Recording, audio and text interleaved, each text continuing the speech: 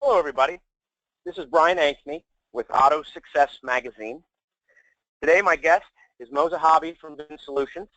We're going to talk about data segmentation, the secret to customer satisfaction and retention. I appreciate you all taking the time to join us today. If this is your first time on an AutoSuccess webinar, I'd like to welcome you. If it's not your first, welcome back. A couple things I'd like to go over before we get started. First of all, we're going to hold all the questions until the end of the webinar. But I do invite you and ask you, please, as you think of questions, as we're going through, please type them in. And that way we've got some good questions to get started with right at the end. And as I see the questions come in, I make notes of what slide we were on. So if Mo's not exactly clear on what the question that you're asking, that helps me to let him know, where we were at in the presentation when the question was asked. So we can get you the answer that you'd like to hear. Now, if you're on a laptop, a PC, or a tablet, you have a GoToWebinar pane that runs on the right side of your screen, and near the bottom, you'll see questions. There's a plus sign right next to it. Click on that, and it lets you type in a question. Now, if you're on a mobile device, it's not tricky, but it's a little different. You have a picture frame, a header or a footer around your screen, and on there, you'll see a question mark. Click that question mark, type in your question. Now, some devices you can swipe to come back to the webinar. Other ones, you'll see an icon that looks like a desktop, flat screen monitor. Click on that, it will bring you back to the webinar. Now, if by chance you hit the wrong button and you get kicked out of the webinar on any device for any reason, the same link that brought you here right now and the same phone number that you're listening on right now will bring you right back in. So if by chance you disconnected, just come right back in. Now, one more thing before we get started. There's a group on Facebook. It's called AutoSuccess Webinars. If you're not a member yet, I invite you to join. It's a place where you can interact with AutoSuccess people. You can recommend topics you'd like to see covered or people you'd like to have on webinars. You can interact with our speakers. And most importantly, you guys can interact with each other. Mo's going to cover a lot of really good topics today, and none of them are things you can just flip a switch and have them work. So, there's going to be some trial and error. You're going to enjoy successes and suffer failures as you try to implement the things that you learned today. I invite you to utilize AutoSuccess webinars as a platform to share your successes and your failures and interact with your peers as you all try to, embrace data segmentation and try to improve your business with what you learned today. Now, with all that being said, I would like to hand the floor over to Mo. Mo, please take us away, my friend. Hi, good afternoon. Thanks, everybody, for joining in today. Again, my name is Mo Zahabi. I'm the Director of Product Consulting here at VinSolutions. A little bit about myself. I do have a strong foundation in technology-based applications, especially related to the automotive industry, where I've spent the past 18 years, both in dealership, where I spent several years as an e-commerce director over multiple rooftops, as well as the last 10 years here at VinSolutions, where my role as Director of Product Consulting is in place really to educate dealers on the VinSolutions offerings, but it's also to serve as a liaison between sales and product management to ensure that products continue to exceed industry expectations. So a little bit about me before we get into the product to the discussion here. But again, really the secret to customer satisfaction and retention utilizing data segmentation. So with that, today's dealerships challenges.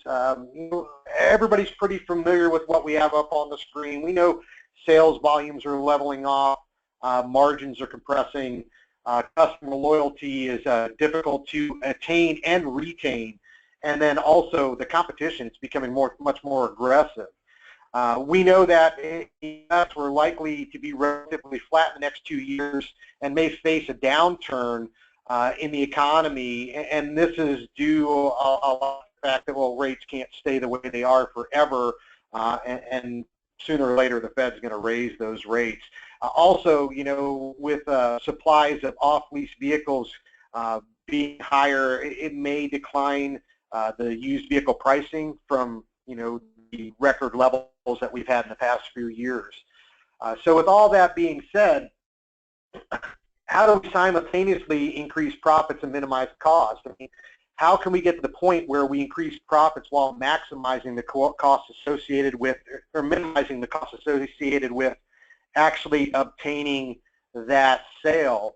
And I think that the answer here is probably pretty well known, but maybe not capitalized on as much as we should, and that's by utilizing our most overlooked asset, and that's our customers' data. By utilizing data and segmentation to create relevant offers, we show our customers we have a unique understanding of their wants and needs, between customers that haven't been engaged with you in a while to customers that communicate regularly and are ready to buy your service again, as well as varying the method here, depending on the customer's preferred method of communication, whether it's a direct mail, call, or email. The one thing to remember here is to be responsible with that data that we have. Now, segmenting your database will re-engage your customers and bring them back to your dealership. And the truth is, consumers have a wealth of information and choices available with just a few taps of their smartphone. So dealerships really need to be cognizant of that, and they need to gain a better and deeper understanding of the customers because of that information that exists. They need to communicate their message better, and they need to, again, communicate with the channel that the consumer has chosen. That's going to be our best way to actually interact. Now, here's a stat I'm sure most of us are pretty familiar with. Acquiring a new customer is up to 7 times more expensive than retaining an existing customer. That logic on its own should highlight the importance of providing excellent customer service. I mean, why risk losing a customer when it's costly enough to locate a new customer in the first place? And every business should do whatever it takes to ensure that the customers they have stay happy and continue doing business with them. So what does that mean to you in the dealership? It means that you need to nurture the existing relationships you have with timely, relevant offers that show not only you understand your customer, but you understand where they are in their unique customer journey. So what is data segmentation? I mean, the brief definition here is it's the process of taking your data and dividing it into categories with similar attributes so you have the ability to personalize messages or content. Customer segmentation can also improve customer service and assist in customer loyalty and retention.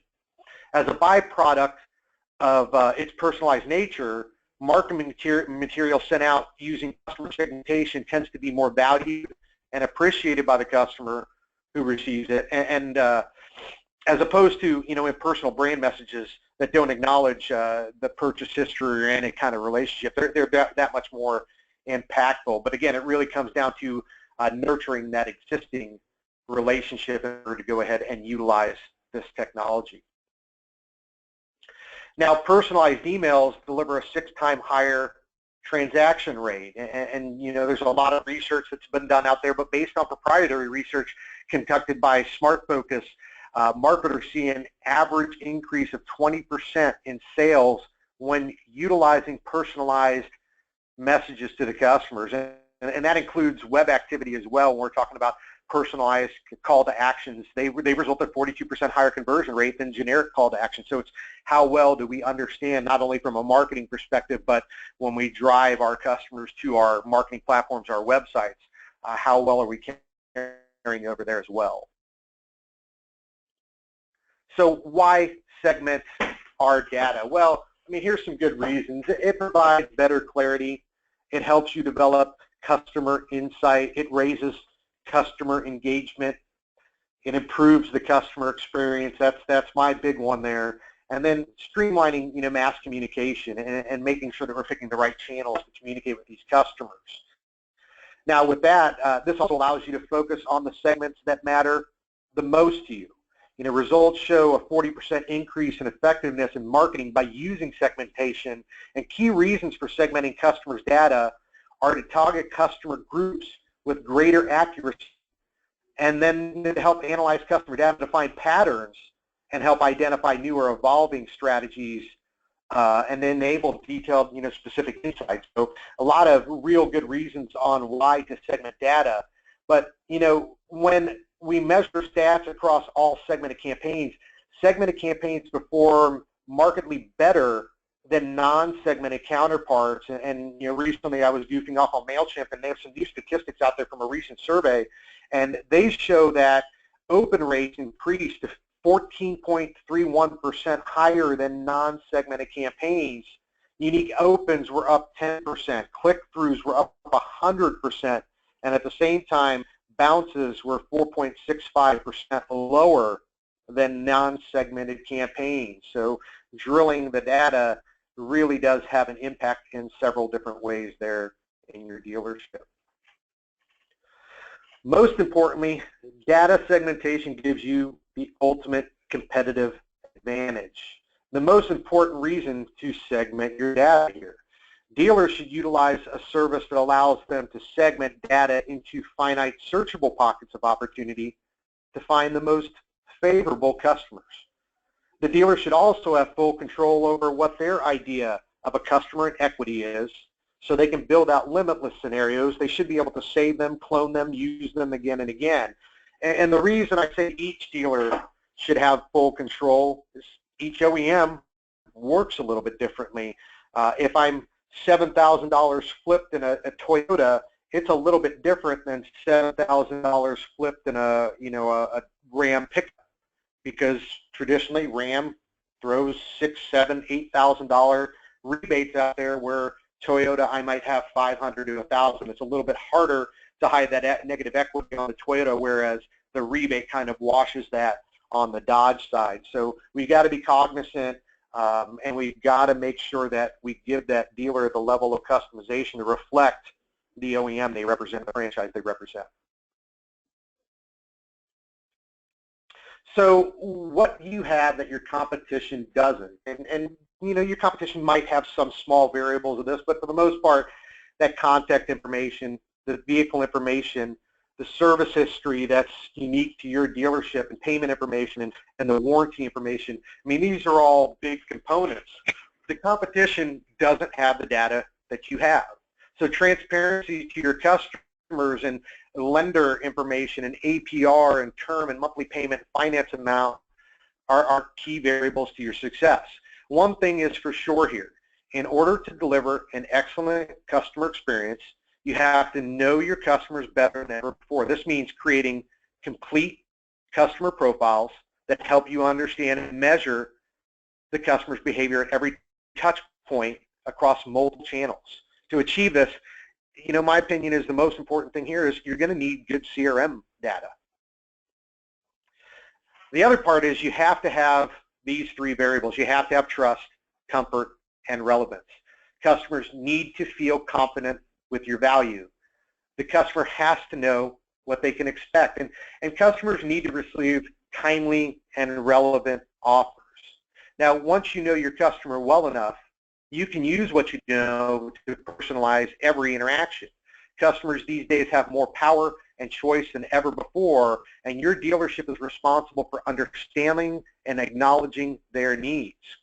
If you make sure their interaction with your company is smooth, pleasant, always looking to get better, you'll drive loyalty. If not, you'll do your competition a huge and costly favor, and that's delivering your customers directly to their front door.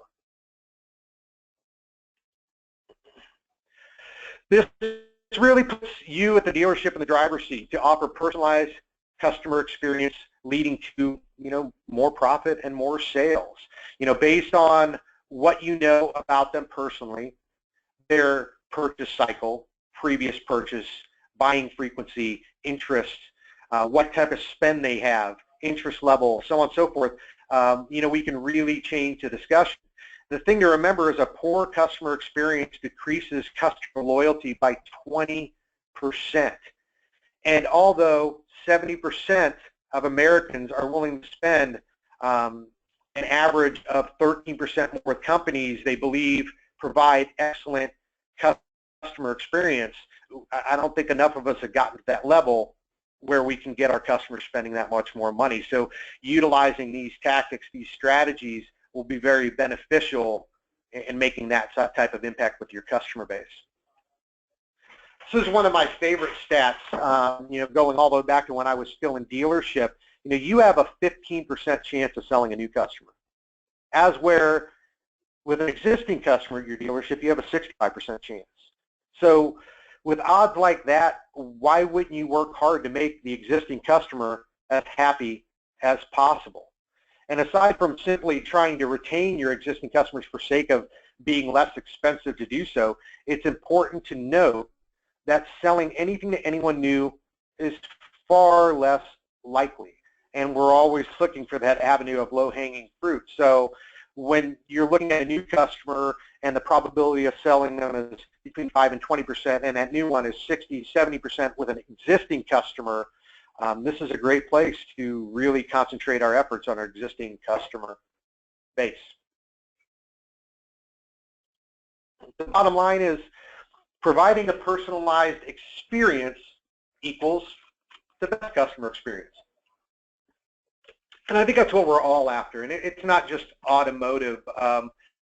If we go to a high-end steak restaurant, Capital Grille, Ruth Chris, typically we go there because we know the experience that we're going to get, and it makes that overly priced steak extra delicious every time we go there. But if you've ever been to one of those places and that experience wasn't what you expected, that steak never tastes the same. So with that, we need to realize that there's a lot to do with that experience. And McKinsey research shows that personalization can deliver 5 to 8 times the ROI on marketing spend and lift sales 10% or more. I mean, that's a big impact to the dealership. So by offering personalized service on a consistent basis, by showing you get your customers, it sets a standard of care that your customers appreciate and come to expect. And they know that the one place they can get it is from you because you've proven it time and time again. Now, 54% of customers would buy from a dealership that offered their preferred experience, even if they didn't have the lowest price. And again, this is back to that analogy of the steak. I'll pay more if I know the experience is there. And I think that a lot of people within dealership, this trend's becoming more relevant. It's not a race to the bottom. The race should be to who exceeds the customer's expectations, because we definitely know that they will spend a little bit more with us. Now, the other part of this is the dissatisfied customer. If the customers aren't satisfied, 13% of those customers will tell 15 or more people that they are unhappy. But only 1 out of 26 unhappy customers complain to the dealership. On the other hand, 72% of customers will share a positive experience with 6 or more people. So yes, word of mouth gets out there when we do something good, but when we do something wrong, it's more impactful. So we need to make sure that we can correct those errors that we make with our day-to-day. Now, the average car dealership could generate an extra $106,000 in annual profit by making the customer experience a top priority. So my question here is, are you on the high end or the low end of that? Most respondents, 73%, do not segment their lists in any way, and they send out the same content to all subscribers equally, with barely more than 1/4 actually breaking down their lists to some level of segmentation right now. So those statistics right there show us that the majority of our dealers aren't making customer experience a top priority. Now, delivering the best customer experience begins with the resale process. And the resale process starts with a process that ensures that you stay in touch with the customers after the sale, thanking them for doing business with you in the first place.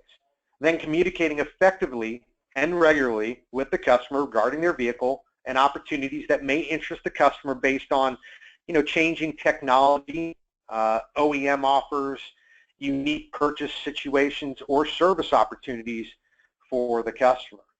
All of these things need to be kept in mind when we communicate.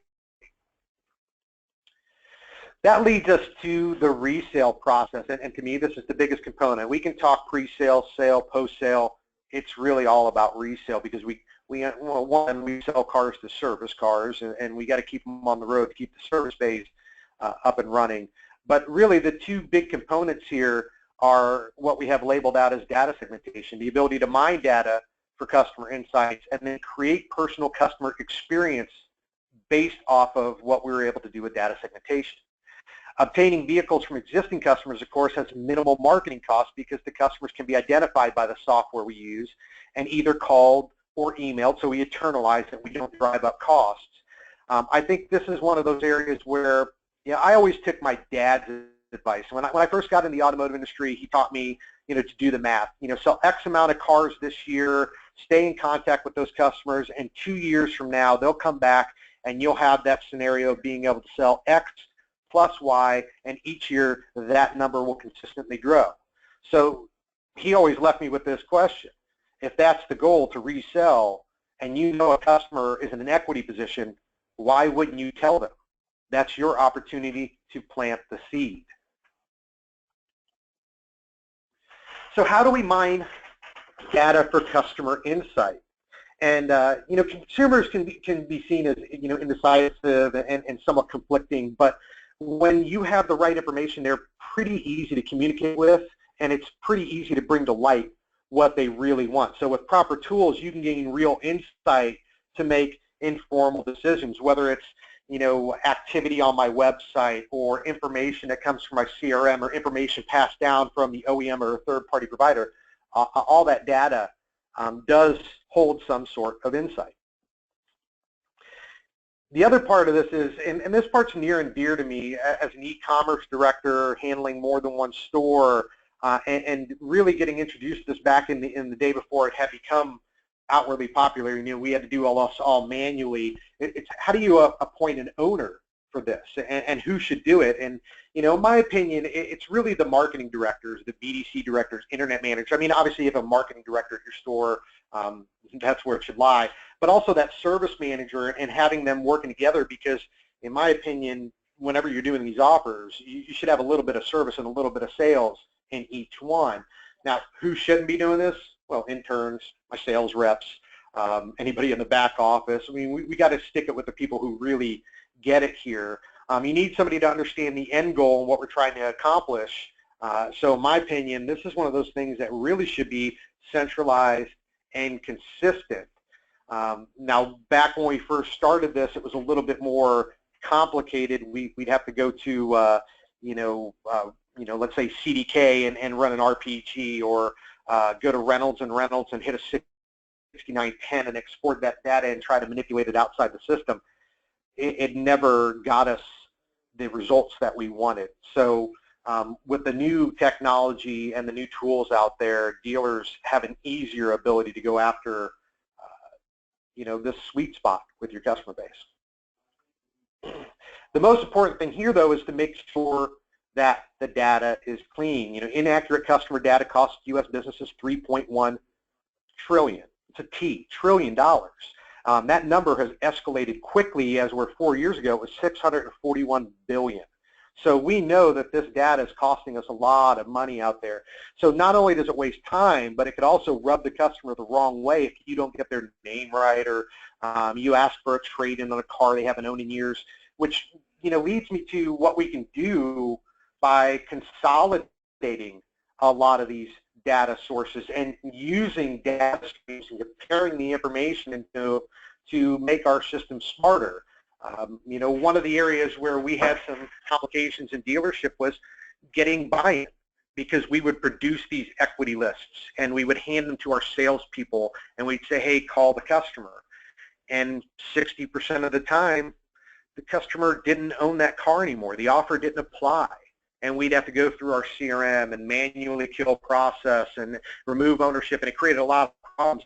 Well, when I go back to my staff the next week and I give them another list of customers to call, eventually I start to lose buy-in, because they know that it creates more problems calling these customers than it does results.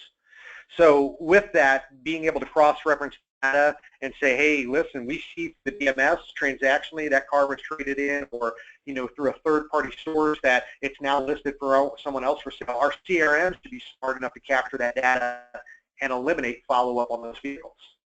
Now, with that, for every action your consumers take, mapping that purchase or responding to a marketing piece or visiting the store, surfing the internet, whatever it may be, there are limitless data points. And having the ability to bring those multiple sources together means more time putting consumer insight to use. So taking all that data and being able to consolidate it where we can export it into CRM software and begin segmenting that data and bringing those elements of insight into a centralized location where you can slice and dice them is going to be absolutely the easiest way to do this, where in the past our marketing company might go to our DMS. Yeah, we got sold data, we got service data there, but we don't have prospect data. And we don't have third-party data, where in the CRM, it's built to house all of that information. Now with this, it leads us to our next step, which is creating a segmenting methodology. And I've put 3 different ways up here, and I found some of the lowest hanging fruit or each of these categories. Each can drive revenue for the dealership. And there are plenty of ways you can slice and dice the data to get more granular, but since so many of these dealers that we see today, they're starting out with these I think of 3 that really make the most impact from the get-go. We have priority segmentation, which is large groups with similar attributes. And this one, I say things like defecting service campaigns or service history reminders, so on and so forth. Then we have needs-based segmentation. This is a little bit more of a personalization level. This is differentiated, validated needs that are expressed by customers, like an early lease termination, for example. And then we have value-based segmentation. And this is grouping customers together that have similar attributes that are distinctly targeted with a high level of personalization. So things like a vehicle upgrade for a customer, taking you from that lower model, moving up without changing your payment. These are all very, very impactful when we talk about segmenting data. Now, mining this data will lead you to the ultimate goal of data segmentation, and that's that personalized customer experience. And you'll see why at the end why this is so important. Understanding that based on what they have already discussed, the importance and impact this can have with the dealership and the relationship with the customer is very, very dynamic. So how do we create the personalized customer experience? Well, there's a couple steps we need to take. We need to understand the value of loyalty first. I mean, that's a big one. Understanding who's our best might change how we market to our customers, or what is our idea of loyalty. The person who comes in and buys 6 cars from me that we never make gross on, that treats my staff like crap, is probably not a good idea or a good example of loyalty. But when we have a customer that comes in, they spend their own service money in my service department, not just warranty money, customer spend. That to me is a good customer. Now we also need to use data to gain a better consumer understanding. We have to have the right tools in place to measure the impact. We need to put the right people and processes in place to drive this. And then we need to make sure that, this last one's really important. We need to make sure that our staff has transparency to what the customers have in front of them. And I can tell you from experience, we do a lot of marketing in dealership. It was centralized. We had 7 stores. We'd send out our marketing pieces, and the next day, my BDC staff would get beat up with, hey, I got the marketing piece you sent me. And the problem was we had no transparency to which marketing piece that customer specifically had, especially when we're making one-off offers about replacement, maybe the specific payment on a car. That information really needs to be embedded in the CRM so that when a customer calls, you can drill into a profile, see what offer a customer has, and respond effectively to that offer. It's all about that customer's experience in that situation. So with that, we need to be able to generate dynamic offers with specific and relevant messages that are tied to intriguing offers. The customer may not be interested right now, but I think that always including a service offer with a vehicle upgrade or a pull ahead and a sales offer with a service offering is best practice. They are always tied together. Most dealers don't pay that much attention to the fact that ROs are produced on an equity offer, pull ahead, or an upgrade, but they really should. So when we say things like, hey, we haven't seen you since May, and we produce a discounted service offer, we probably need to have a vehicle offer tied into it. And then the same thing on something like an early termination, where we say, hey, you got a lot of miles, you're over your allotted miles on that lease. early termination, hey, maybe we have an oil change special, something on that. Obviously, the big goal here is to get that customer in the service bay and get the wheel off and check the wheel well to see how many ROs we can write up. Last one here, upgrade to a new Accord or whatever vehicle without any money out of pocket. Just an early upgrade. One of my favorites there. So let's start campaigning. And once we've established the information, it should be quickly actionable several different ways. This distribution method from the dashboard, as well as one-off and individualized replacement offers, I think are must-haves. This allows your sales staff to engage with customers with a timely, relevant offer and increase capture rates and also increase customer satisfaction. But make sure there's consistency with those offers. So very important feature, key factor there. Now here's an example of a service history campaign, and most of the times this one kind of got our service director in trouble every once in a while because the marketing company would come in and they say, hey, let's drill to this data set. We'll look at customers that have been in service in the last 270 days that we haven't seen in 120. Typical defecting customer criteria. The problem is at this point, most marketing companies haven't drilled down far enough. You might have a couple thousand customers in this listing, and we do something like a $14.95 oil change special, and then the first customer that rolls through my service bay drives an F350.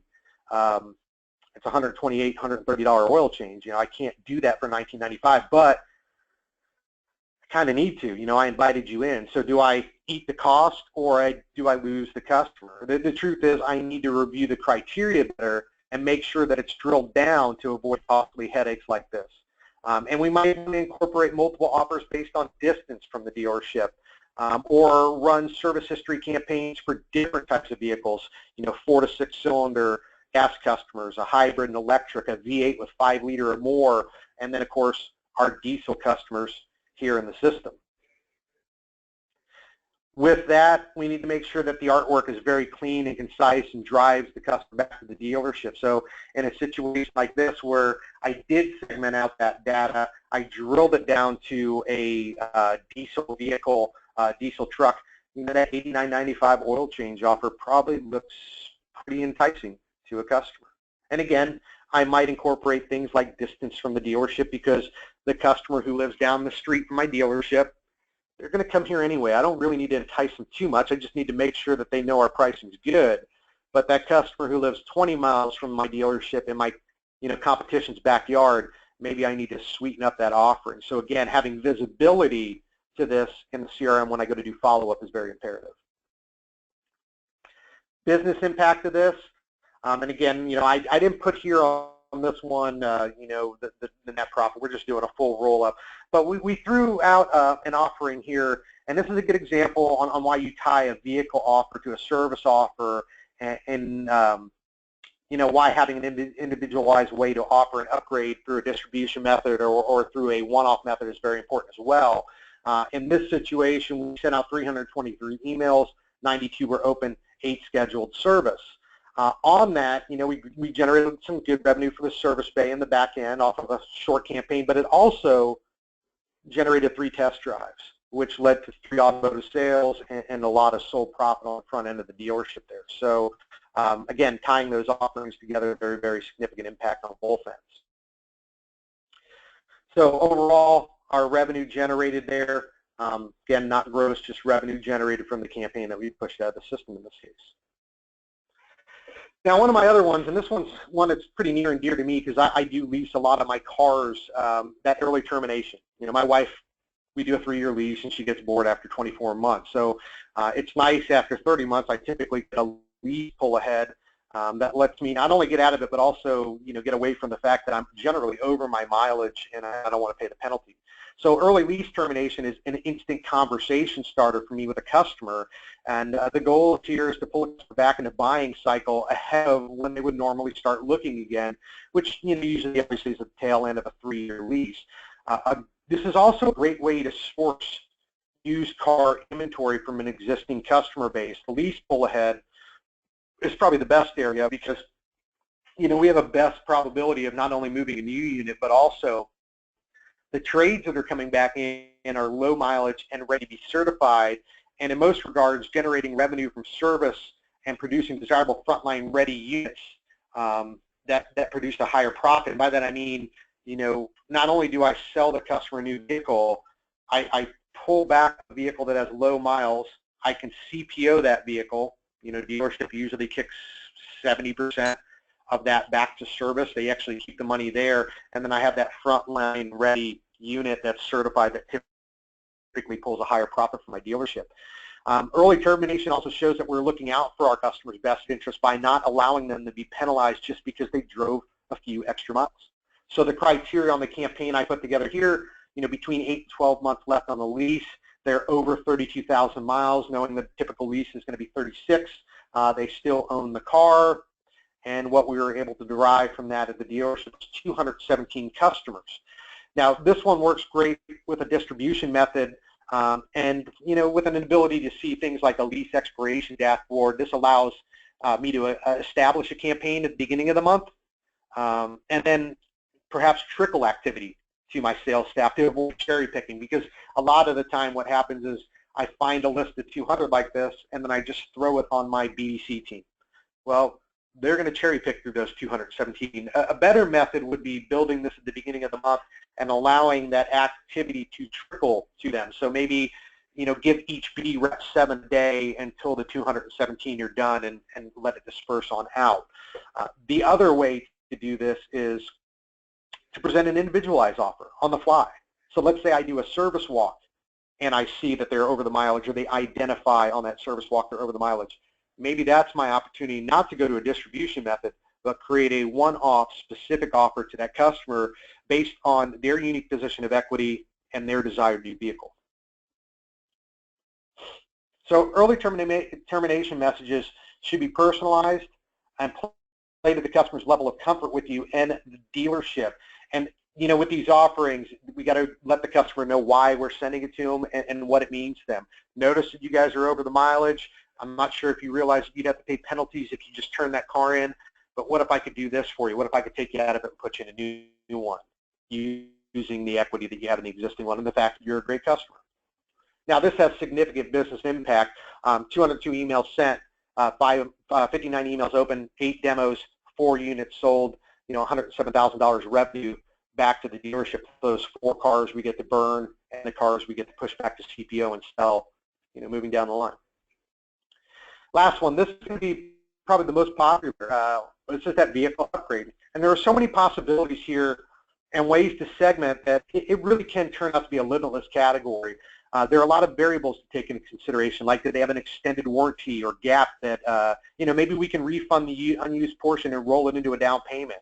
Have they been on the website recently? What type of behavior did they exhibit while they were on the website? It might change how I offer the customer a car. If I know that they're no longer looking at a Honda Civic and maybe they're now looking at Accords, I can change that offering. Again, it's very, very important to know what our customers are doing out there online. So with that criteria that we put together, and in this case I just said, hey, show me customers in an Accord with an interest rate less than 6%, with 24 months or less, and a $1,500 equity position. Now we can take information like this and we should be able to easily change that, because we're going to have other segments that apply here, like customers that are between 6 and 8% and customers over 8%, because I want to really target that APR. Either way, there are a lot of other opportunities that come to light here. For example, F&I staff has the opportunity to sell the full line of ancillary products, including extended service contracts, prepaid maintenance, tire and wheel, so on and so forth. But more importantly, we save some money here. So by buying vehicles straight for the consumer, we save money at the auction. We get better deals. We can see them right now. We have them right now. There's no other fees associated with it. That leads us to that vehicle offer. Again, very, very precise offering that shows that we can benefit them in this situation. And this is one that, again, we can run several ways, but research has shown that 75% of consumers would purchase a new vehicle if we lowered or maintained their current payment. Tools like this allow dealers to actually find those audiences and engage with them. Now, again, a lot of different ways we could do this. I could do it based on age and last time you bought the car, because a 19-year-old who bought a car 2 years ago at a 9.9 rate, if they made those payments on time, I can try down not only the payment, the APR, and make everything look that much better. So we've got to really start looking outside the box when we're doing these campaigns. Now the business impact here, 158 emails sent, 47 open, 11 demos, 8 cars sold, and ultimately it's really that revenue that we're generating for the dealership that's very, very impactful. The other thing with that vehicle upgrade, that's one that plays right into our OEM stair step or offer retro objectives because of the ability to create one-offs or a distribution where I can immediately action or trickle activity. It really makes this time sensitive so that if I only have 4 days left in the month to capitalize on stair stepping or a retro, I can go ahead and engage these customers with the delivery method that's going to, get the best results for my dealership. So having those varied methods is very, very important. So total revenue generated by our campaigns, 349,000. Obviously, again, that's not all profit. We can work those numbers a little bit differently, but still very, very impactful. Now, to recap that, there are obviously several elements that go into a successful resale process, but none as important as segmenting that data, because by mining the data for customer insight, by creating a personalized customer experience, what we end up doing is really changing the picture here. And mining for insight and creating a personalized experience leads to proper segmentation of your customers, and ideally customer retention and resale. And that's, I think, what everybody on this call wants more of there at their dealership. So with that in mind, I'd like to thank everybody for joining in today, and I'd love to open this up to any questions that anybody on the line might have. Hey everybody, this is Brian from Success. We're going to get started here with questions. If you haven't entered your questions yet, please enter them now. Depending on the device, it works a little differently, but yeah, please enter your questions. I've got a few questions already in here, Mo. How often should I be segmenting my database to mine for new opportunities? Brian, on that one, I think there are a couple different ways to answer that question, and I think a lot of it will have to do with the familiarity with equity mining. I mean, if we're going to jump right into a product like this, we're probably not going to do that every day. We're going to start to utilize some basic segmentations. We're going to, start off slow. We don't want to just, get out there and inundate customers, because odds are it'll show that we don't know what we're doing yet. But once we get to that level of comfort, like, myself, my background is computer science and DBA. So when I was in dealership, it was pretty easy for me to slice and dice data. Obviously, much easier now with all these, really unique tools that help us. But once you get to that point, I think it's part of everyday life there in the dealership, whether it's from a marketing standpoint or a process standpoint. The better we can personalize our follow-up and engagement with our customers, the better off we are long-term in the health of our customers and ultimately profitability with those customers. All right. Actually, I think this question is actually for me. Will this be available to view later as I came in late? Absolutely. I am recording this webinar. You can, you've seen Mo's email address up on the screen. You can send him an email, and he can send it to you, or it'll be available in AutoSuccess webinars, the group. It takes about an hour for it to convert it, so it'll be up there about an hour after we are complete. So let's get to the next question for Mo. What results/success have you seen dealers have? The results that I've seen have been, pretty drastic, and there's different ways, obviously, to use a model like this. But those high lease dealers, I think, see the most success with products like this because it is bringing those other vehicles back in. So when we talk about results, one of the things I say to dealers is when you start to use this, you might not see it right away.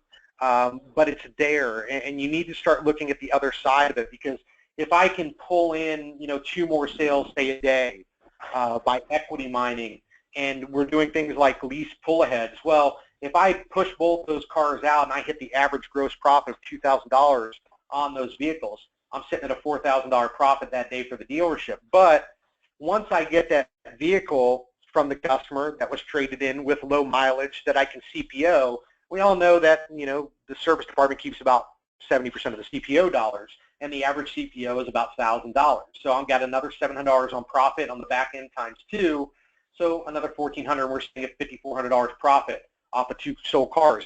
The last part to remember off that is what happens when I turn around that and sell that frontline ready vehicle, because it does pull a higher gross profit. So you can see that dealers that use it, they really can generate a lot of profit from several different areas. But the other part of this is the customer experience and making sure that those relevant offers are put in front of our clientele so our clientele understands that we're there working for them. If we don't use segmentation like this and we're constantly bombarding them with irrelevant offers, we all know our customers are going to start to time out and potentially go somewhere else, and that's more costly than we could ever imagine. So results for me have been through the roof from what I've seen, both from a service dollar generation as well as from generation of dollars on the front end of the store as well. So a lot of success. All right. Dan, I see your question on here. I think that you'd be best served to just send an email to Mo for that question, and Mo's email is up on the screen. Look, I got another question here for you, Mo. If I don't have a data mining tool, is it possible to do this in Excel? Is it possible? Yeah, I mean, I guess it would be possible. Is it worth the time at that point? Probably not. As I alluded to in the discussion, a lot of familiarity with the DMSs and how to run all the reports and get the data out of there. But even then, I need to export it to Excel, build it out there, possibly have multiple tables, build them together.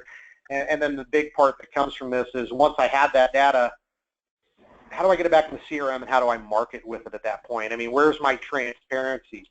So could you do it outside of the system in Excel? Yeah, probably. Would I do that? No. I just don't think it's advantageous for the dealership. All right. Mo, how do we come up with the offers? Or I guess that the question would be, how do you come up with the offers, and how do you recommend that our listeners come up with offers for theirs? Yeah, I think this one really depends on the dealership, and with the companies that are out there right now. I think the packages should be offered a little bit different from the standpoint of, yes, you are going to have people that understand, equity campaigning and pull ahead and service and all this, and that's a small group, that really gets it and understands how to do it, let alone, having a background in design and being able to put together email templates, so on and so forth. I think that a better resource is having a managed service tied to a lot of these components that can help a dealership personalize offers and make sure that there is bring across these offers back to our customers. So, for me, I could personally do it myself in dealership, but not every staff's going to have somebody like that. So depending on your dealer, different ways that they can sell it to you based on the personality of your dealership so that each store gets what they need and nothing more. All right.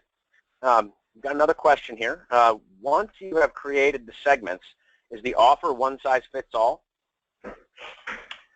No, absolutely not. So you can segment out and then drill within those segments. I don't want to over drill a segment because that can happen. But one size fits all is, I don't think, the case. Again, basically the customer, loyalty. We're probably going to present different offers to those customers. If I have a customer that's bought 6 cars for me and they service everything and they send me customers all the time, they probably hold a little bit different meaning to me, and they're going to get a different offer. And as I alluded to earlier, based on distance from the dealership, for example, I need to be able to drill based on age and the segment. We all know deals, we market to them a little bit differently. We've got to be able to take those even further and personalize those even a little bit more to be reflective of the segments that we're going after. All right. Well, everybody, that's the end of the questions we have right now. So if you have a question and you have not asked yet, please type in the questions now. I'd like to thank Mo for taking the time to share all this great information with us today, and I'd like to thank everybody on the line for taking the time to join us. I hope you enjoyed this AutoSuccess webinar, and I hope that you join us for future AutoSuccess webinars. Real quick, if you haven't yet, join AutoSuccess webinars on Facebook. And if you like what you saw today, tell the other people in your dealership. We'd love to have them on. This has been recorded, and so if you would like to show someone else in your dealership information that was presented today, or if you would like to revisit the information that Mo has presented today, you can send Mo an email, and he'll be able to send you a link, or you can go to AutoSuccess webinars on Facebook and watch it there. Mo, is there anything else that you'd like to share with our listeners before we let them go today? I mean, really, there's a lot of information out there, obviously, online, and there's a lot of talk about equity mining. We know that a lot of different OEMs are really, looking at these strategies. So if anybody has any questions, feel free. My information's up there. I'm not a hard-pressed salesperson. I'm very consultative. If you have questions, I'll be more than happy to answer them. But I definitely recommend getting out there doing the research. And then any one of these tools that are out there in the market, the one thing that I would say is if you're going to use a data segmentation tool, an equity mining tool, make sure that it integrates with your existing software set. That's a big part of making sure that these are successful, is having the transparency back to them and then being able to measure and monitor these campaigns to see how effectively they're running. Well, great. Mo, thank you for taking the time to join us today and to present this. We'd love to have you back again for a future webinar. Everyone, if you'd like to see this again or share it with somebody else, you know where to go. I appreciate you all taking the time to join us today, and I hope to have you back again. Thank you, and have a great afternoon. Thank you.